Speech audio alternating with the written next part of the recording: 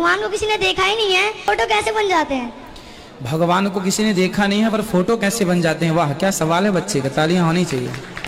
बेटा भगवान को किसी ने देखा नहीं है पर भगवान कैसे हैं ऐसा लिखा है ना भागवत जी में कि भगवान के बाल घुंघराले से हैं, आंखें ऐसी हैं, नाक ऐसी हैं, गाल ऐसे हैं, मुंह ऐसा है, अधर ऐसे हैं, होंठ ऐसे हैं, छाती ऐसी है, भुजा। तो जो जैसे चोर पकड़ने के लिए पुलिस क्या करती है, इसका स्केच बनवाती है ना, उसी तरह ठाकुर जी कैसे हैं सब लिखा हुआ है।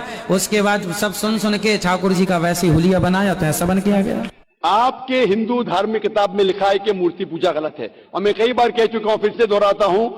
क्या लिखा है श्वेताश्वेतर उपनिषद में चैप्टर नंबर 4 मंत्र नंबर 19 और यजुर्वेद में अध्याय नंबर 32 मंत्र नंबर 3 में न तस्य प्रतिमा अस्ति, उस ईश्वर उस भगवान की कोई प्रतिमा नहीं, कोई फोटोग्राफ नहीं, कोई पिक्चर नहीं, कोई पेंटिंग नहीं, कोई बुत नहीं, कोई मूर्ति नहीं।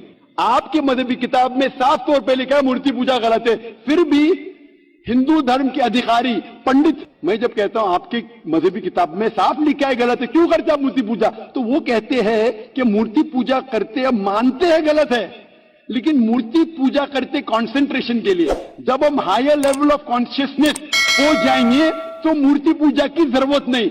पहले शुरुआत में कंसंट्रेशन के लिए मूर्ति जरूरत है, हायर लेवल पे, हायर कॉन्शियसनेस पे मूर्ति की जरूरत नहीं। तो मैं उनसे कहता हूं, उन पंडितों से और आपसे भी, हम मुसलमान हायर कॉन्शियसनेस पहुंच गए, हमें मूर्ति की जरूरत नहीं।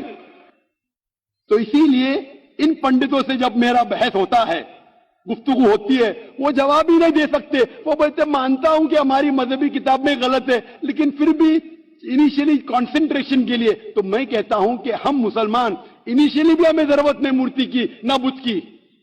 शुरुआत में कहते हैं कि स्टार्टिंग में जरूरत है, बाद में नहीं। जब आप स्कूल में जाते हैं, पहली कक्षा में आप बेसिक सीखते, कठिन चीज बाद में सीखते, 8वीं 9वीं 10वीं में। तो मैथ्स में अगर कोई कहेगा 2 + 2 = 5, आपने कहेंगे गलत है, मैं जानता हूं, 10वीं में आऊंगा तो कहूंगा कि 2 + 2 is not 5, it is 4। आप बचपन में ही कहेंगे भाई 2 + 2 4 is the foundation। अगर हर मजहब का फाउंडेशन है कि भगवान की मूर्ति नहीं है, फोटोग्राफ नहीं है, बुत नहीं है, फाउंडेशन ही जब पहले गलत सिखा रहे तो आगे जाके कैसी इमारत बनेगी। हमें हमेशा हक बात कहना चाहिए, और ये साफ तौर पे लिखा है सारी मजहबी किताबों में, चाहे हिंदू मजहब की किताब हो, ईसाई मजहब की, यहूदी मजहब की, इस्लाम मजहब की। मूर्ति पूजा गलत है, हराम है, और हमें इससे दूर रहना चाहिए। हमें खुदा के कलाम पे, खुदा के अहकामात पे अमल करना चाहिए, ये दीन के ठेकेदारों के नहीं। अगर आपको लगता है कि जाकिर गलत है, जाकिर को भी छोड़ो, जाकिर इस्लाम में 0 है।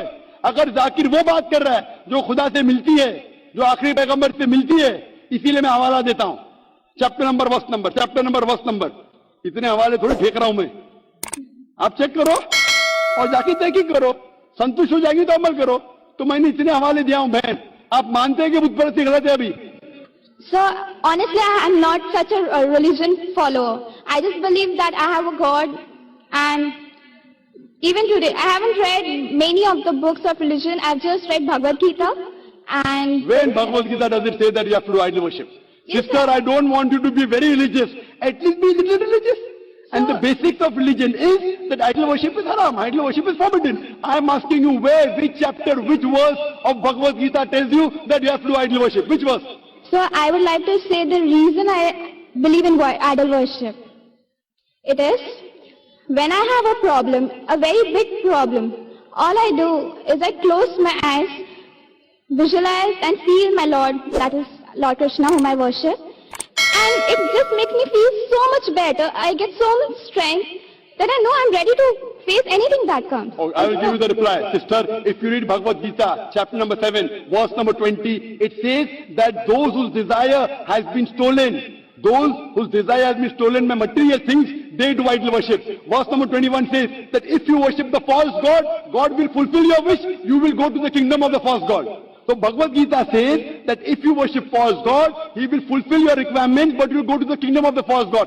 Same thing he mentioned in the Quran. Allah gives you, even if you worship wrong things, Allah fulfills your desires and you go more into the depths of darkness.